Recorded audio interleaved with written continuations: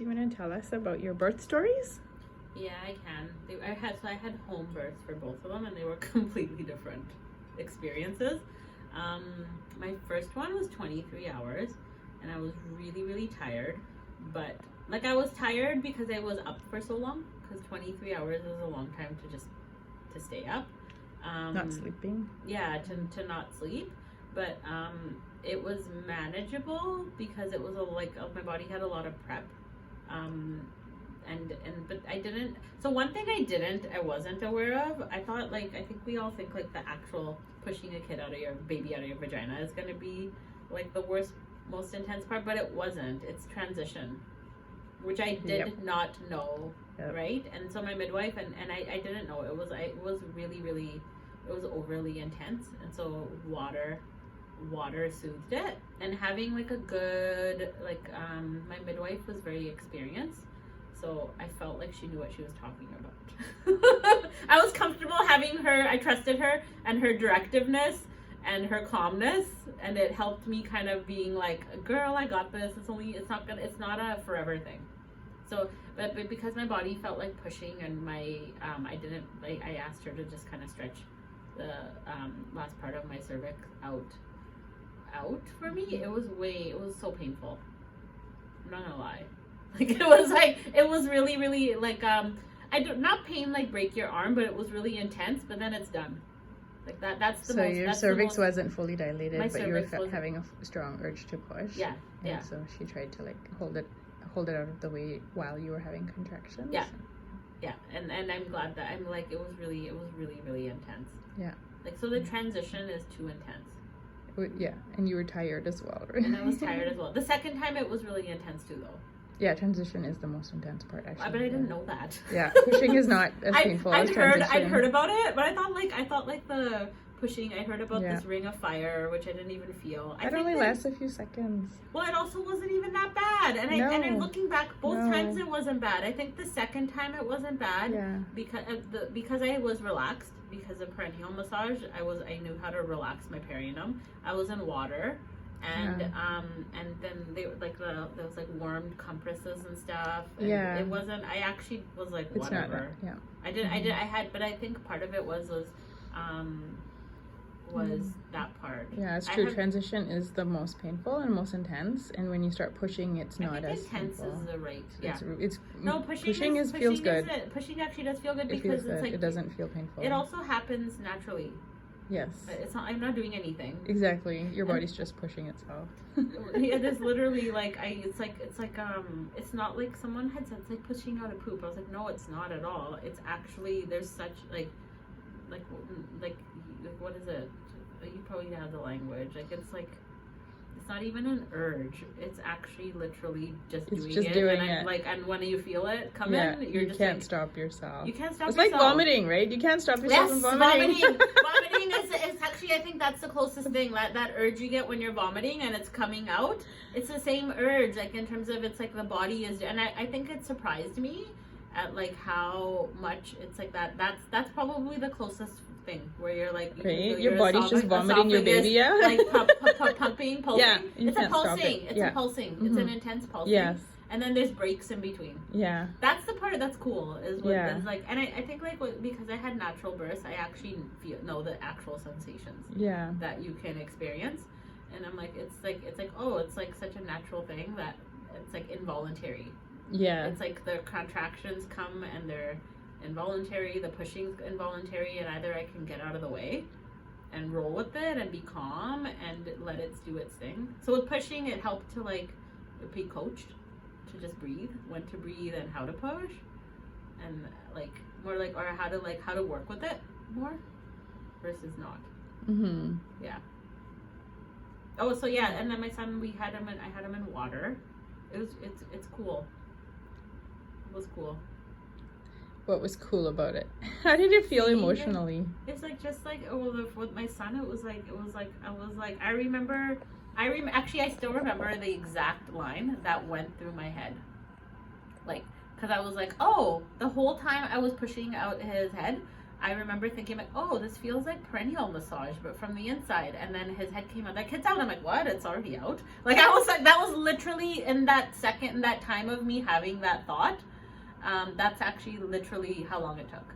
Yeah. Or actually, I think the midwife was helping with pushing in, like they like pushing in a little bit. And No, they wouldn't have been. I don't know pushing what it. they were They would doing. probably just putting warm compresses on your perineum to support your perineum. Oh, And, maybe, like the maybe, warmth helps relax the muscles.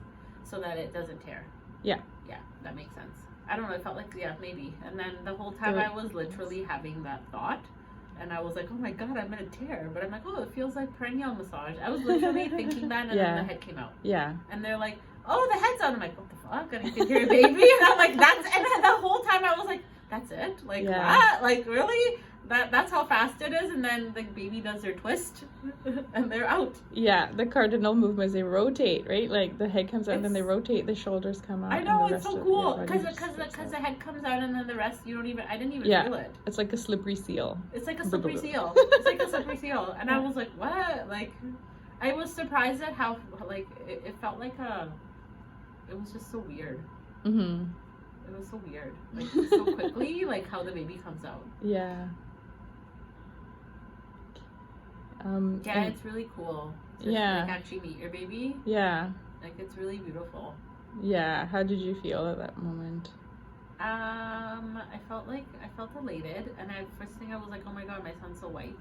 And his dad is white. That was my son. I'm like, oh, his hair is blonde. Yeah. So it was just such a beautiful feeling to like actually see this like child who's been in your body actually outside moving around. Yeah. And it's such a deep connection. Yeah. It's like indescribable. And how did you feel about yourself? I felt tired and hungry. Like, I really did. Like, I felt tired. Yeah. And I felt hungry, and it was like I really just wanted to go to sleep. Like, as great, as elated as I was, physicality. I felt really tired because it had been going on for so long, and I was a bit relieved.